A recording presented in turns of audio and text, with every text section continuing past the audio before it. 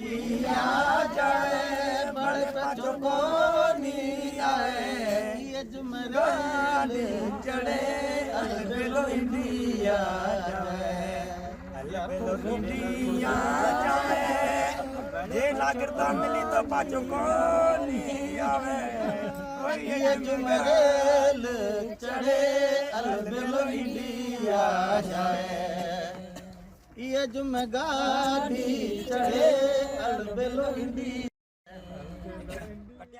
पाकिस्तान में कई परेशानियों को छुटकारा पाने के लिए वहाँ से निकलकर हिंदुस्तान आए और हिंदुस्तान में आने के बाद रह रहे हैं और उनको नागरिकता को लेकर कई सारी समस्या चल रही थी। एबीपी न्यूज़ पहुंचा ग्राउंड जीरो पर, क्योंकि केंद्रीय गृह मंत्री अमित शाह ने कहा है कि 1 महीने के अंदर अंदर सीए लागू होगा। उसको लेकर काफ़ी लोगों में खुशी है, क्योंकि कई लंबे समय से सफ़र कर रहे थे। ये देख सकते हैं किस तरह से ये यहाँ पर अपना जीवन व्यतीत कर रहे हैं, एक झोपड़े में खुले में। शीतलहर जारी है, काफ़ी तेज़ सर्दी चल रही है, उसके बावजूद इस तरह से रह रहे हैं। घर में काफ़ी सारे बच्चे हैं, पूरे परिवार के साथ मजदूरी करते हैं और उनके सामने कई समस्या है। क्या नाम है आपका और कब से आए हो आप? मैं 2019 में आया। मेरा नाम है तोगाराम। सबसे पहले तो मैं धन्यवाद देता हूं अपने प्रधानमंत्री को, जिसने हमें नागरिकता देने का अधिकार दिया है। हम पाकिस्तान से वहाँ से परेशान होकर इधर आए, तो अब नागरिकता होगी तो हमें बहुत सुविधाएं हमें मिलेगी। हमें सब कुछ, हम खरीदारी करने का हकदार होंगे, कोई चीज़ ले सकेंगे। नागरिकता के बगैर तो हमें तो कचहरी के चक्कर काट के हमारे तो जुतियाँ घस गई है, करे भी तो क्या करे। ये प्रधानमंत्री ने बहुत अच्छा किया जो हमारे लिए ये नागरिकता जो बिल पास किया, इसलिए हम प्रधानमंत्री जी को धन्यवाद देते हैं। जैसे ये नागरिकता जो लागू हो जाएगी तो उसके बाद आपको क्या क्या फ़ायदा? सारी सरकारी योजना मिलेगी, उपचार। अभी जैसे कुछ आपका कोई घटना हो जाती है तो कैसे अस्पताल में जाते हो, क्या पैसे लगते हैं? स्कूलों में बच्चे पढ़ते हैं तो किस तरह से जा रहे हैं?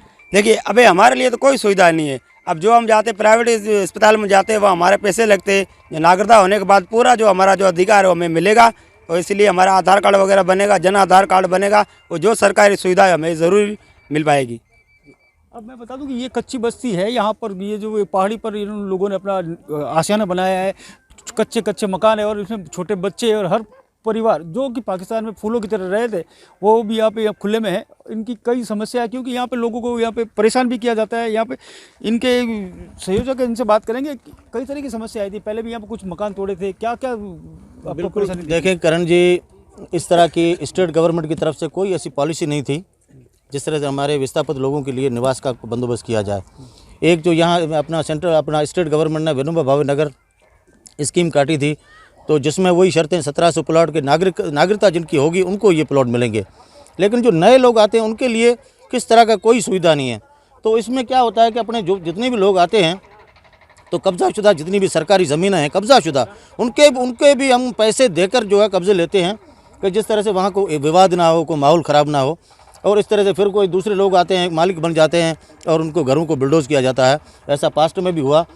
और अब जो ये चीज़ें हैं उसमें मैं तो यही कहूँगा कि इस तरह का स्टेट गवर्नमेंट एक पॉलिसी बनाए जिसमें जो लोग हमारे आ रहे हैं उनको कम से कम सुविधा मिले, रहने के लिए आशियाना मिले। तो बार बार इस तरह के बहुत खून पसीने का कमाया हुआ पैसा टका लगाकर अपना मकान बनाते हैं, अपनी छत बनाते हैं, और उसमें ऐसे लोग आकर कुछ विरोध करते हैं और उनके आशियाने तोड़ते हैं, तो ये बिल्कुल गलत है।